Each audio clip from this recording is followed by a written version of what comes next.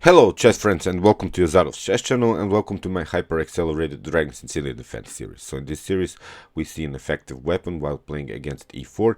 So today I wanted to continue with this so-called Maróczy Bind while playing against the hyper-accelerated Dragon Sicilian defense. And for those who are maybe watching this hyper-accelerated Dragon Sicilian defense for the first time, I created many videos before this one, and in order to get a better understanding you should watch the previous ones.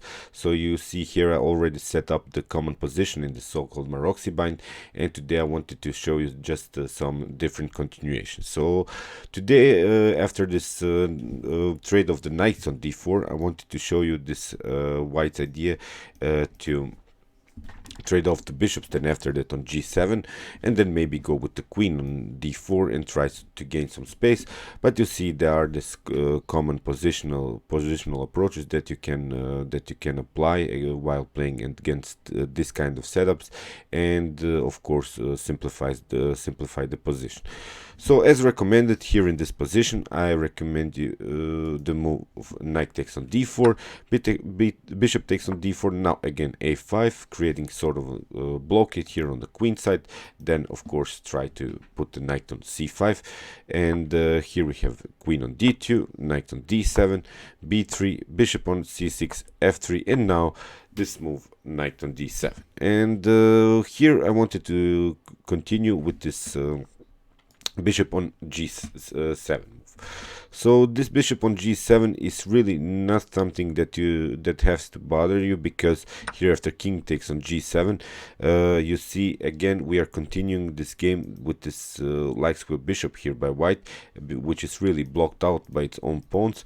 Although we have maybe sort of weaknesses here on the dark squares around the king, but you see this is not this opposite side attack game, similar to maybe to the Yugoslav attack, in which white has castled here maybe queen side and then tries this h4 h5 attack and try to checkmate you on the h file. So this is not the position, because you see we have the kings on the same side and we don't have to worry so much about this king side assault. So here after king takes on g7, white has several options, and the first instructive game that I wanted to show you, it was played by Victor Bologan against Eduardo Ituruzaga. Here Eduardo Ituruzaga with the black pieces, and he is really an expert in this hyper-accelerated rank Sicilian defense. I watched many of his games in order to get a better understanding myself about this opening. So here Victor Bologan tried rook on b1, but that leads really now to simplifications. I hope you realize, because you have now this queen on b6 idea after king on h1. Now Ituruzaga played here knight on c5, and now a3. Here I wanted to point you out that you can take the pawn on b3, which was played in the game here. The knight takes on b3, and now with the spinning ideas, but now we have a4, and now white tries this cover check, but of course you have queen on d4 again, which leads into simplifications, because you see with the stock square problems the only piece that can bother us is really the queen. So now of course we can trade off the queen. So here knight on e7 was played, now rook on e8, and now knight on c6, b takes c6, and now rook on d1, and now queen takes on b2, rook takes on b2. And I hope you realize this is really a good position here for black, because we have gained some space with our knight. Okay, we have maybe here a weak pawn on d6, but so far it's not attackable by both of the rooks, because the knight is very well coordinated here on b3. Of course here Ituruzaga played rook on d8, and now king on g1. We have here now rook on e5, and you see white has also worries here around this dark squares.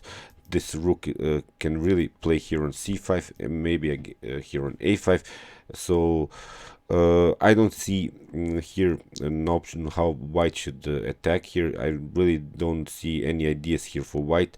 Of course, meanwhile we can at least as black play maybe on this weak c4 pawn. So here bishop on d3 was played, and now rook on c5. King on f2, king on f6. This is sort of an endgame already. I hope you realize it also. And in this endgames, you see you don't have to worry also about getting checkmated or similar ideas. Then of course you can play freely with your own king. f4 was played. Now king on e6, king on e3, king on d7, rook on c2, king on c7. So sort of a transposition of the king.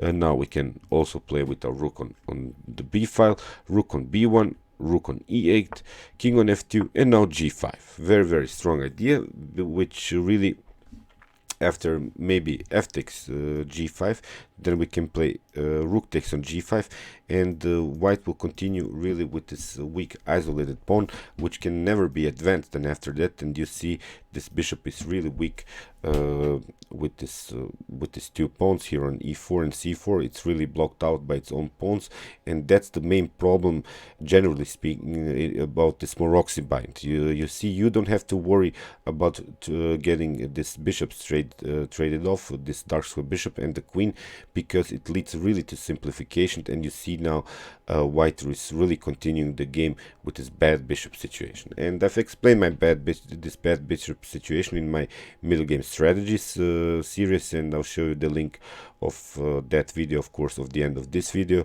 and you can see that this bad bishop situations often happens in this Maróczy Bind. So now g3 was played here by Victor Bologan. G takes f4, g takes f4, and now rook on h5, rook on h1, knight on c5. You see the knight has still good possibilities to play in such positions. Bishop on e2, knight takes on e4 with a check, king on f3, rook on h3, king on g2, and now it's basically already a lost position here for white, because he's a pawn down. But rook takes on a3, rook on f1, now rook on g8, king on h1, and now really strong move here by black, rook on a1. In this position Victor Bologan resigned, because if white takes the rook on a1, of course you get checkmated here very nicely on f2. So I hope you realize this idea. Let's see now another game. It can be also in continuation here after bishop on g7, and then white can try maybe queen on d4. But okay, here I don't want you to move the pawn on f6, because you really weaken your light squares around the king here on this diagonal.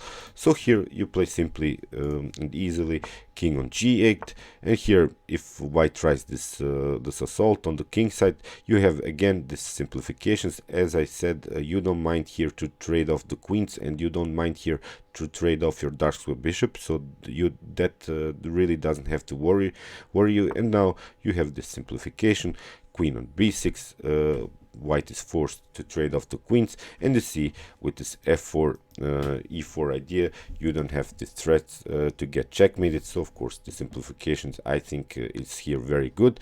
And this instructive game that I wanted to show you, it was a game played by David Klein against René Djurhuus, and here queen on b6 was played, knight takes on b6, a3, rook from f to c8, rook from f to c1, bishop on d7, knight on d5, knight on d5, and now c takes d5. And I hope you realize that black has again a better bishop here, because you always want to have your pawns in such positions on this opposite colored squares. You see white has two pawns here in the center on the light squares. See, he has also the light square bishop, so of course black has sort of a slightly positional advantage here. Now king on f8 was played. Again, we have to play with our king because we are sort of in endgame. King on f2, e6, we have d takes e6, bishop takes on e6, and now bishop on c4, bishop takes on c4, b takes c4, and now rook on c6, doubling up the rooks.